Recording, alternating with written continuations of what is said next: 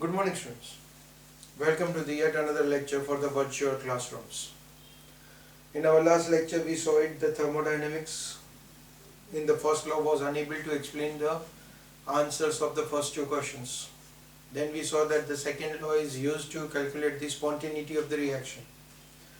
In that case, we told that there are the two terms which are helping us to know the spontaneity of the reaction. The first term we saw that was entropy. Today we will discuss about the second term, and that is free energy.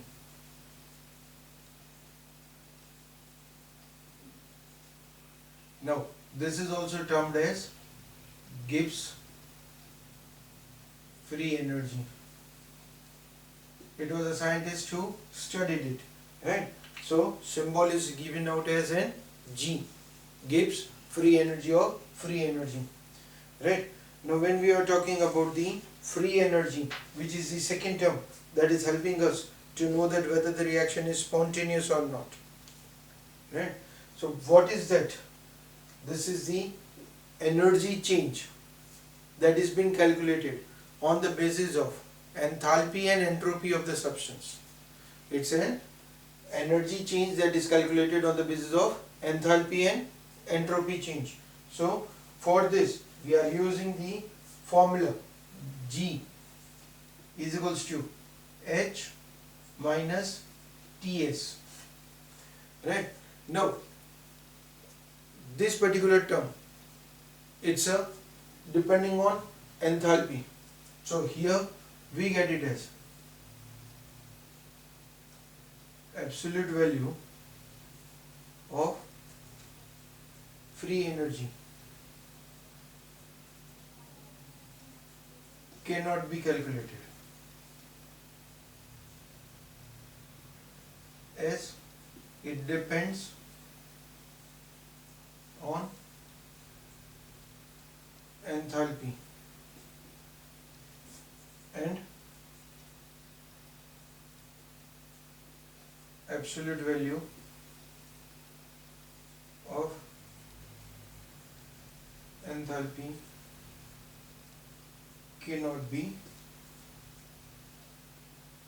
obtained. In our previous lectures, in the second or third lecture, I already discussed with you the enthalpy, why absolute value of enthalpy cannot be calculated, because it was depending upon internal energy, right? And internal energy of the compound cannot be calculated. The reason is it depends upon potential and kinetic energy, and both these energies cannot be made zero at a time, right? If potential energy is made to be zero, kinetic energy will be maximum. If kinetic energy is brought to be the zero, potential energy of the component will become maximum. And both this potential and kinetic energy are present in the atoms itself, in the form of nucleus and the electrons that are revolving around the nucleus. Potential energy is in the center, electrons are moving around the nucleus, both potential and kinetic energy, and both of them cannot be brought to zero, right? So depending on one another, their absolute values are not being calculated. So here also, for the free energy also, we can't calculate the absolute value. We need to calculate the change in free energy. So here we got it as the formula is G is equals to H minus Ts. It's not going to be useful. What we will have to do it is change. So we want to calculate delta G. Now if I want to find out the change in enthalpy, delta H, right? Once I am putting the temperature constant, entropy changes there. Another time I am putting the entropy constant, temperature changes. But whenever we are saying it in any given reaction, temperature is always constant. Temperature is kept constant for reactions. Otherwise what will happen? By changing the temperature, entropy will automatically change, right? So this term has to be cancelled out, because delta T will become 0. So left out is delta H is equals to delta H minus T delta S. This is the formula through which we can find out the change in entropy. Now this change in entropy, it's a change in free energy. Now this change in free energy is better than the first term, entropy. Why? Here we get it as another give reason. First give reason we saw it. Absolute value of entropy cannot be obtained. The second, why? Free energy is better term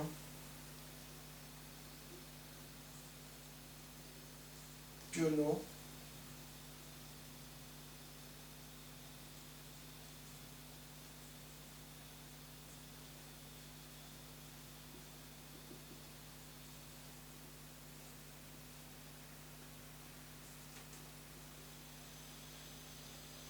compared to entropy. The question is why free energy is better term. The reason is when we studied it entropy, for entropy we need to study system plus surrounding. That means I want to study both the conditions of the system as well as surrounding, and there we know it that there is no 100% system that can be developed for it to study it, right? So system and surrounding, when we are calculating it, in both the cases we can get it as an error. So probability of being in more accurate is accuracy of this study is being decreased while we are studying the free energy.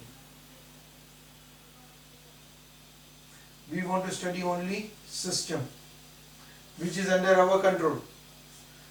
Surrounding is not under our control, right? System is under our control. So free energy is based only on system, the study of the system, while entropy is based on system as well as surrounding, and because of it free energy is a better. So we are writing the answer as entropy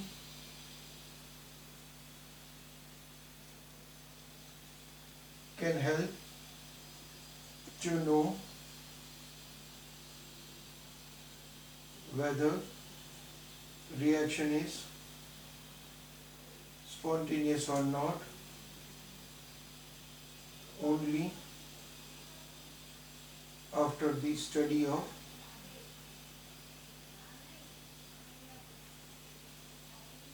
system and surrounding, while free energy can help only by knowing system, only by the help of system, and therefore free energy is much better. But how this free energy is going to help us? How can I predict whether the reaction is spontaneous or not? By the help of free energy. So in that case, we are having it, the formula that we just wrote it. Delta G is equals to delta H minus T delta S. In this case, if I am getting it, if delta G is equals to negative, now this is for only system. If the value is negative, delta G is negative, then reaction is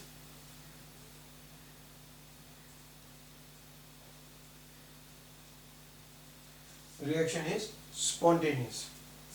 If your delta G is equals to positive, then reaction is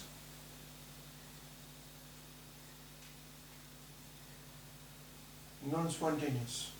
And if delta G is 0, reaction is in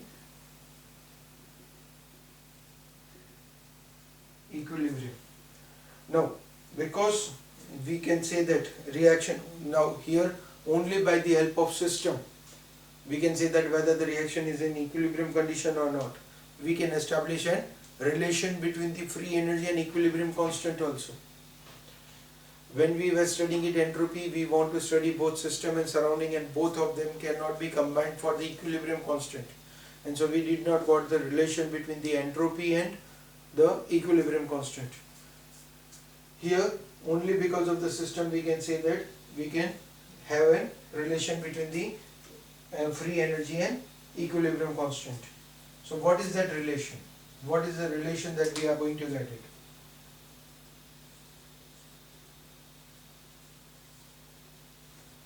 Between free energy and equilibrium constant is written as delta G is equals G naught is equals to minus 2.303 RT log K. Right? There is no derivation. How do we get this formula? We don't want to bother for the derivation of getting the formula, but straight away by using it we can get the value of delta G. Naught is indicated as a standard condition, right? Okay, so the third term that now will be helping us to know whether the reaction is spontaneous or not, because once we use this term we can find out the delta G. So this term is going to help us because R, it's a constant, it's a gas constant.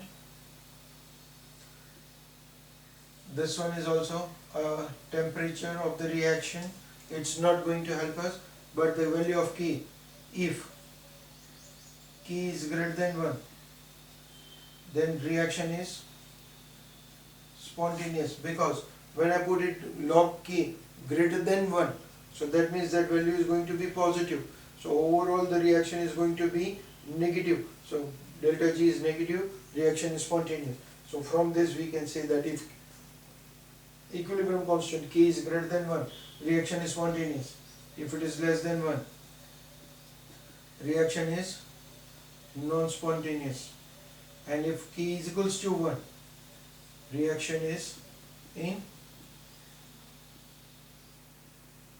equilibrium condition, because if K becomes 1, log 1 is 0, so whole term is going to become 0, so delta G is 0, so reaction is in equilibrium. So by these three terms, by the entropy, that is delta S total, not only the change in entropy delta S can help us, we want to calculate both system plus surrounding. So delta S total, that helps us to know whether the reaction is spontaneous or not.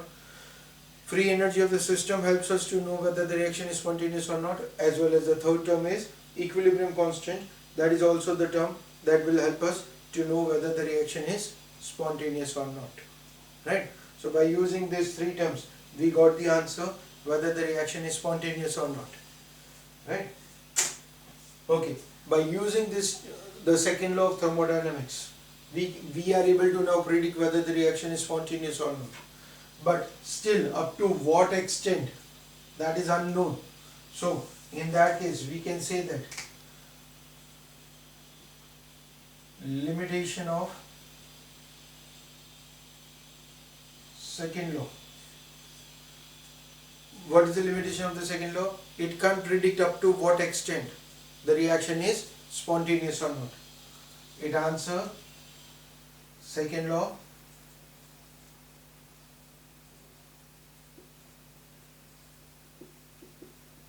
explained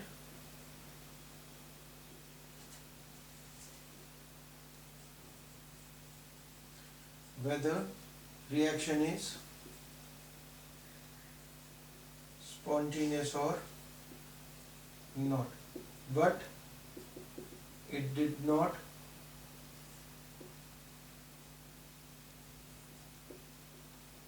explain up to what extent. It did not explain up to what extent. That means the second part of the thermodynamics is unexplained, right? It is not only the limitation of the second law. Actually, the second part of the second question is explained on the basis of the chemical kinetics. The whole thermodynamics is not able to explain up to what extent the reaction will be carried out in it. It is explained only by the chemical kinetics. So that is going to be a complete limitation of the thermodynamics. So you can say that this is a limitation of second law, as well as you can say that this is the limitation of thermodynamics, right? Okay, that's all what we are having as a theory part in our syllabus, right? Majoritarily in your this particular chapter, numericals are going to be very important for you, right? So let's see what are the numericals that we will be having it. But before going it for the numericals, what we will be doing it is, we will find out the list of formulas that we are going to use it, particularly within this chapter, to calculate the numericals, right? So list of formulas, right? We are going to use the formula W is equals to P delta V. This is the one of the equation that we have very first derived it. W is equals to P delta V.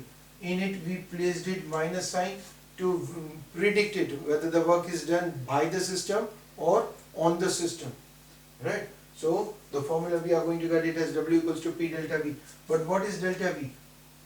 We also got it as, it is indicated as V2 minus V1. We will be getting it as in delta V is equals to V2 minus V1. Again, I want to calculate V. I am going to use the formula PV is equals to nRT to calculate the specific value of V, right? Absolute value. So they are going to be interdependent. There is a possibility that in the sum, all the three formulas may be utilized together. But at the same time, when we are calculating it, pressure we are going to calculate it either in atmosphere or bar. Volume change we are going to get it in the terms of liter. So P delta V, the unit we are going to get it as liter atmosphere. But when we are talking about the energy change is calculated in the terms of joules, right? Because the another formula that we are going to use at delta U is equals to Q plus W. Now this is calculated in joules. This is in the liter atmosphere. We can't add or subtract them. So to convert liter atmosphere into joule, we are having a relation 1 liter atmosphere that is equals to 101.325 joule. We are having it as a relation. This we want to remember. 1 liter atmosphere is equals to 101.325. So once we get it as W will be in the terms of liter atmosphere converted into joules, so we can go for addition or subtraction, whatever is required once it is converted into joules, right? The next formula that we are going to use it, that is delta H. Delta H is equals to delta U plus delta N RT, right? Where delta N is again, delta N is equals to NP minus NR. Number of moles of the gaseous component of product minus number of moles of gaseous component of reactant. NP means number of moles of product in gaseous state. For the liquid and solid we are not going to consider the number of moles, right? NR is equals to number of moles of reactant in gaseous state, right? So that formula we are going to get for delta H is equals to delta U plus delta NJRT, where delta U was internal energy, right? There is another formula that we are also going to use it, summation of HP minus summation of HR, that is enthalpy of product minus enthalpy of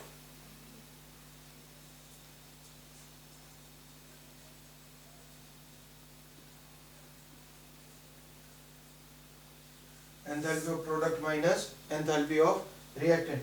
But we did it specifically, delta H is equals to HR minus HP, for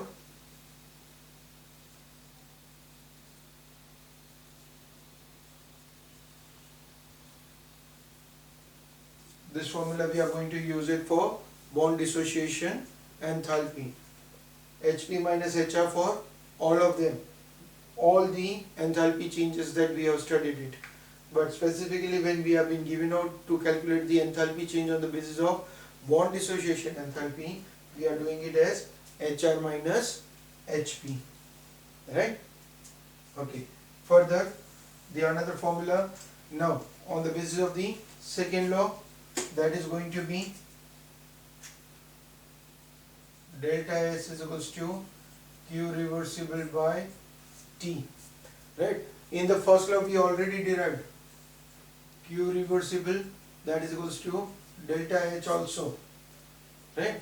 So in place of Q reversible we can also indicate it as enthalpy change also. So we will be getting it as delta S is equals to Q reversible by T, delta G is equals to delta H minus T delta S, delta G is equals to minus 2.303 RT log K, right? At the same time, like enthalpy, as we already studied it for the enthalpy, if I want to calculate it on the basis of reaction, we go it for product minus reactant. Similarly, for delta S, it can also be calculated as SP minus SR, summation of entropy of the product minus reactant, or delta G is equals to GP minus GR, right? Similarly, as HP minus HR, we have already did it for HP minus HR. In the similar condition, we are calculating this also. So that formula can be also used for it, right? Okay. These are the formulas that we are going to use it totally within the chapter for going through the different numericals, right? Already we have been studying it, many of it, but at least let us do it one or two numericals based on the initial stages of the topics that we were doing it, right? We will do it only one or two numericals today, rest of it in our next lectures, right? Let me take it as in some of the data for calculating the numericals, right? Okay, we want to do it. The question is given to us particularly 2.5 mole of ideal gas at 2 atmospheric pressure and 27 degrees Celsius expands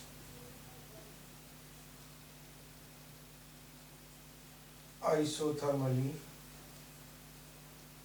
to 2.5 times of its original volume against the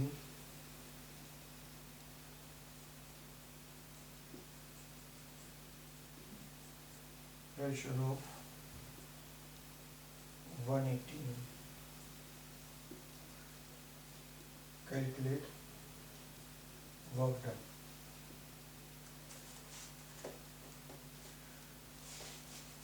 Okay, now what is given to us? It's told to us 2.5 moles of an ideal gas at 2 atmosphere and 27 degrees Celsius is expanded isothermally. Isothermally means temperature is kept constant.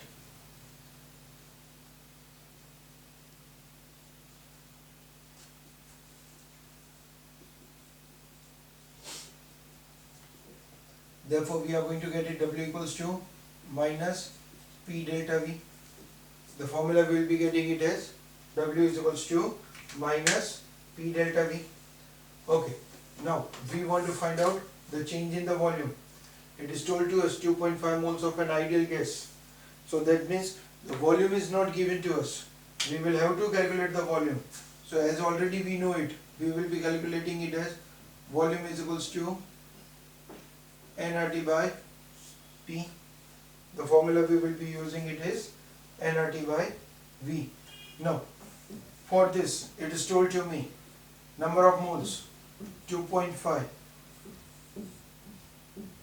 R, it's a 0.082 liter atmospheric per mole Kelvin, right? It's a constant value. Temperature 27 plus 273, that is 300 K upon total pressure, it's a P, right? So that is given to me. So from this, can we calculate the volume? We get it as volume as, suppose, X liters. Make the calculation and you will get the answer. It's at X liters. Now, this is V1. What will be V2? It is told to me 2.5 times of its original volume, right? So that means it will be, V2 will be 2.5x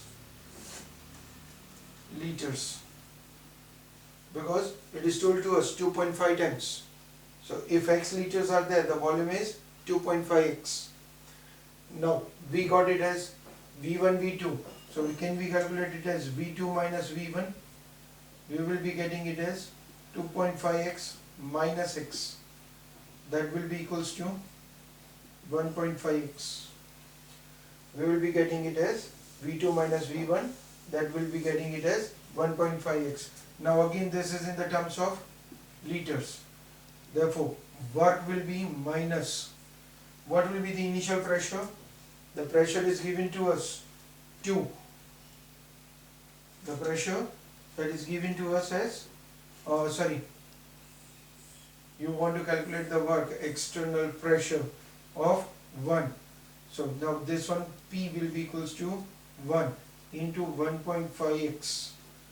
So you will be getting it as minus 1.5x liter atmosphere.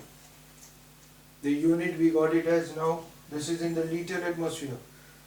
If I have been asked to convert it into, suppose work done in joules, then what we'll be doing it is 1 liter atmosphere, that is equals to 101.325 joule. Therefore W is equals to minus 1.5x into 101.325. So that will become as Y joule. So work done will be equals to that. Put the values and get the answers, right? You already put the values. You can use your calculators and get the answer for it. Okay. Right? So like that, this is only the first formula that I have utilized it. The rest of the sums we'll do it in our next lecture. Slowly we will be going it with the other numericals, right? So make it as in practice. Note down the list of the formulas that we are going to come across, right? So that it becomes an easier for you also in the next lecture. Put your calculators as well as with you for the next lecture, because from the next lecture we are going to do the numericals, and while doing the numericals I'm just going to put it x and y. I don't have the calculators to calculate it, or I don't want to waste the time behind it. You can do it and put the values and get the answers, right? In the exam, you don't do it like this. You have to put the values, you have to get the answers and final answer also. Don't write it as an x and y. Okay, it's for me that I'm doing it. Okay, so in our next lecture we will go through other numericals. Till then, thank you.